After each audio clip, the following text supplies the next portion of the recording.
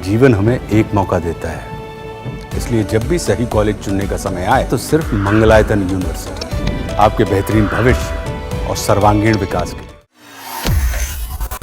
आपके यूपीए के शासनकाल में 2004 से 14 तक इस देश में आतंकवाद पनपा है, उसको जगह मिली है और उसको पनाह मिला है।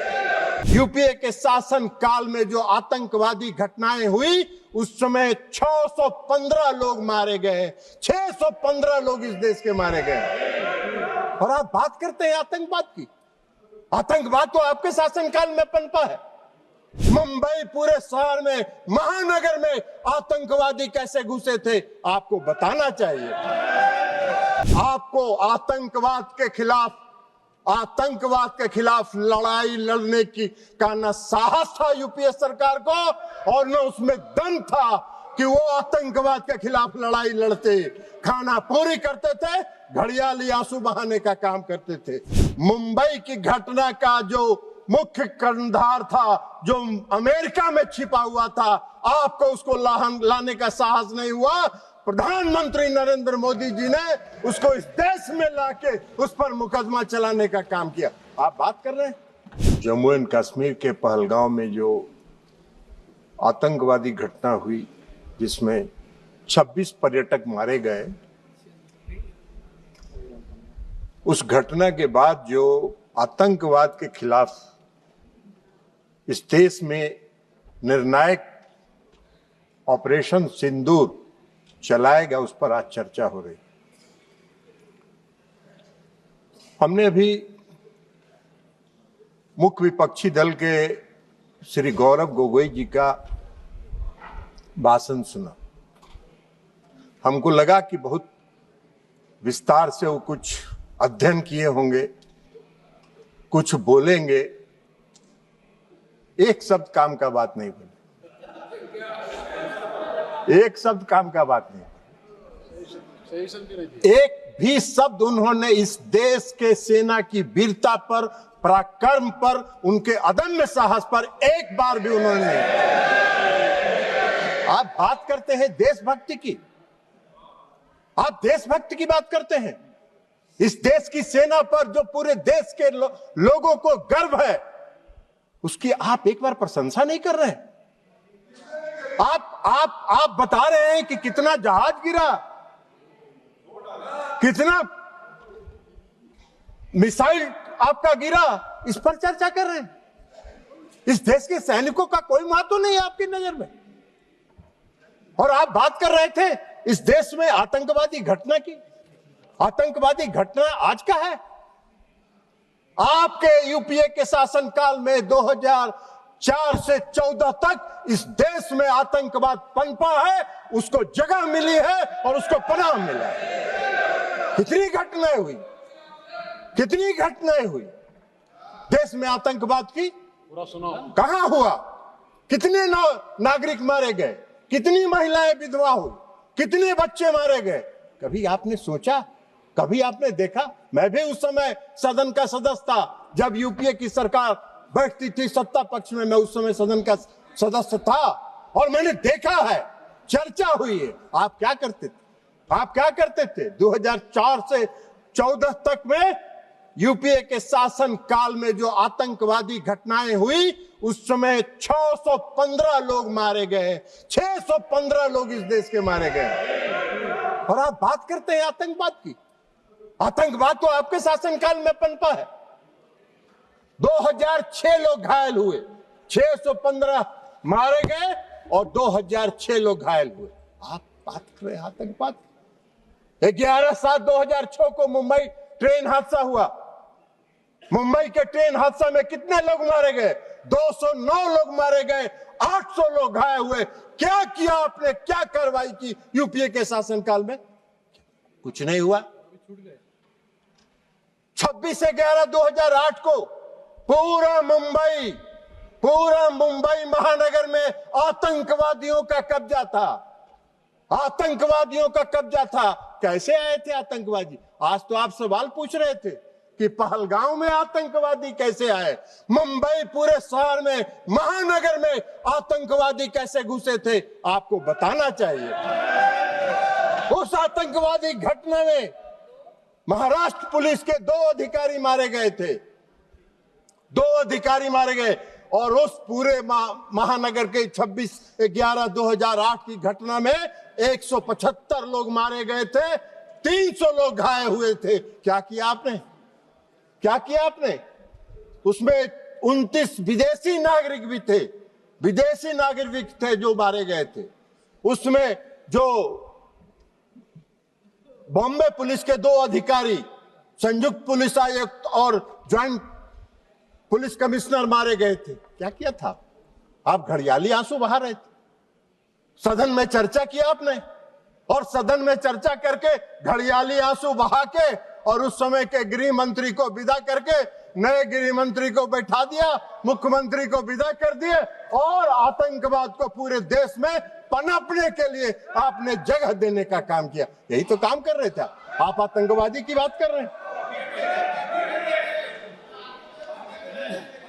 आपको आतंकवाद के खिलाफ लड़ाई लड़ने का न साहस था यूपीए सरकार को, और न उसमें दम था कि वो आतंकवाद के खिलाफ लड़ाई लड़ते, खाना पूरी करते थे, घड़ियाली आंसू बहाने का काम करते थे। हाँ,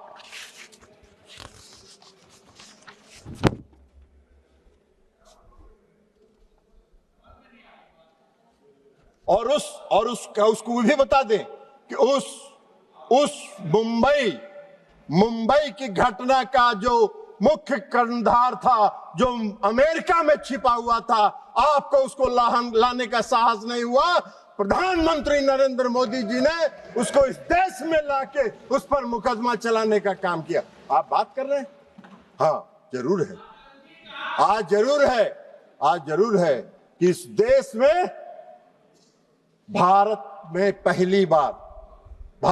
पहली बार आतंकवाद के खिलाफ लड़ने का जो संकल्प लिया और जो संकल्प दिखाया, वो 2016 में शुरू हुआ, जब इस देश के प्रधानमंत्री ने कहा कि हम अपने देश की धरती पर आतंकवाद को पनपने नहीं देंगे, निर्णायक लड़ाएंगे और आतंकवादियों को घुस के उसके घर में मारने का काम करेंगे। यह संकल्प प्रधानमंत्री नरेंद्र मोदी जी ने दिखाया। 2016 में उरी की घटना हुई, 25 लोग मारे गए, 25 सैनिक मारे गए उरी की घटना। और 25 सैनिक मारने के बाद देश के प्रधानमंत्री ने निर्णायक लड़ाई लड़ते हुए सर्जिकल स्ट्राइक किया और पाकिस्तान की सीमा में घुसकर पाक आतंकवादियों को समाप्त करने का काम किया। यह प्रधानमंत्री ने इस संकल्प के साथ काम किया, आतंकवाद के खिलाफ लड़ाई लड़ने का काम किया। आपको कहां दिखाई दे? आतंकवादी प्रशिक्षण केंद्र समाप्त हुए सर्जिकल स्ट्राइक में, सैकड़ों आतंकवादी मारे गए, और फिर दोबारा आतंकवादियों ने साहस किया। फरवरी में 14 फरवरी 2019 को पुलवामा में आतंकवादी घटना हुई, और पुलवामा में सीआरपीएफ के गाड़ी पर आत्मघाती हमला हुआ, और उस आत्मघाती हमले के बाद आदरणीय प्रधानमंत्री नरेंद्र मोदी जी के नेतृत्व वाली सरकार ने अपने संकल्प को फिर दोहराया और एयर स्ट्राइक करके पूरे प्रशिक्षण केंद्रों को तबाह किया, जैसे मोहम्मद के लश्कर के सारे प्रशिक्षण केंद्रों को तबाह करने का काम किया। आप मोदी जी को सिखा रहे हैं आतंकवाद के खिलाफ लड़ाई लड़ने का। आप तो आतंकवाद के खिलाफ क्या लड़ाई लड़े थे? इतना दिन देश में शासन किए, आजादी के बाद से तो सबसे ज्यादा शासन आप ही लोगों ने किया है। तो आपको बताना चाहिए था कि हमने ये काम किया था। आप तो कुछ किए नहीं, तो 0 सन्नाटा है। तो 0 सन्नाटा में क्या कहिएगा? तो खोज रहे हैं, अभी बोल रहे थे पहलगांव में आतंकवादी किन उद्देश्यों के साथ आया, उसका भी व्याख्यान आप ही कर रहे थे कि इन उद्देश्यों के साथ पहलगाम में आतंकवादी घुसे थे। आपसे पूछ के घुसे थे क्या वो लोग? आपको कैसे जानकारी है कि वो किस उद्देश्य के साथ लेके घूमे? अरे ऐसा बात मत करिए। कम से कम देश की एकता और अखंडता के साथ मजाक मत करिए। देश की एकता और अखंडता के साथ देश की सरकार के साथ खड़ा रहने का काम कीजिए, नहीं तो कोई नहीं। विश्वसनीयता तो प्रतिदिन समाप्त हो ही रही है, आने वाले समय में कोई पूछेगा भी नहीं, यह भी जान लीजिए। तो इसलिए एयर स्ट्राइक किया प्रधानमंत्री जी ने। पुलवामा की घटना के बाद 26 अप्रैल को बालकोट में घुस के एयर स्ट्राइक करके आतंकवादियों को के प्रशिक्षण केंद्र को समाप्त करने का काम किया। ये प्रधानमंत्री का संकल्प था, ये मोदी जी का संकल्प था। यूपीए के किसी सरकार के प्रधानमंत्री ने यह संकल्प नहीं लिया था। ये काम मोदी जी ही कर सकते हैं, दूसरा कोई नहीं कर सकता है। और अब ऑपरेशन सिंदूर पर आइए। 22 अप्रैल को पहलगाम में घटना हुई, और 22 अप्रैल को पहलगाम में जब घटना हुई तो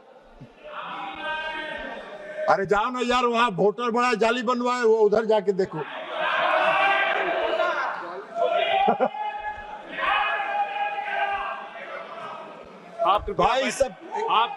आप कृपया बैठे बैठे मत बात करिए, उनको बोलने दीजिए। आप बैठिए, नहीं आप बैठिए, आप बैठिएगा प्लीज, आप बैठिएगा।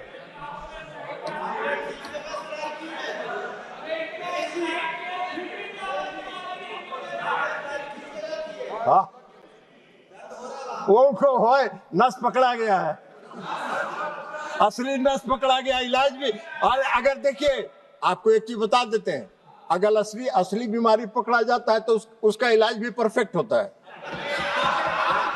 डायग्नोसिस अगर सही हुआ तो ट्रीटमेंट, डायग्नोसिस सही हुआ तो ट्रीटमेंट भी पक्का होगा। आपकी बीमारी समाप्त हो जाएगी, चिंता मत करिए। आप बैठिएगा। आप नहीं, जब भी बोलेंगे, आप जब मौका देंगे तभी बोलेंगे। और सभापति महोदय, प्लीज एड्रेस द चेयर। सभापति महोदय, 22 अप्रैल को पहलगाम में घटना हुई। हमारे पूरे देश के पर्यटक वहां गए थे, घूमने गए थे, परिवार के साथ गए थे, छुट्टियां मना रहे थे, और आतंकवादियों ने हमला किया। 26 लोग मारे गए, 26 लोग मारे गए। हमारे देश के प्रधानमंत्री जी की उनकी आत्मा जो इस देश में बसती है, इसको महसूस करना चाहिए। वो यात्रा स्थगित करके, विदेश की यात्रा स्थगित करके देश में तत्काल वापस आने का काम उन्होंने किया। और इसलिए कि उनको दर्द था इस बात का। सुन लीजिए ना यार, बैठिए ना, प्रवचन मत दो ना यार, तमाशा कर रहे हो।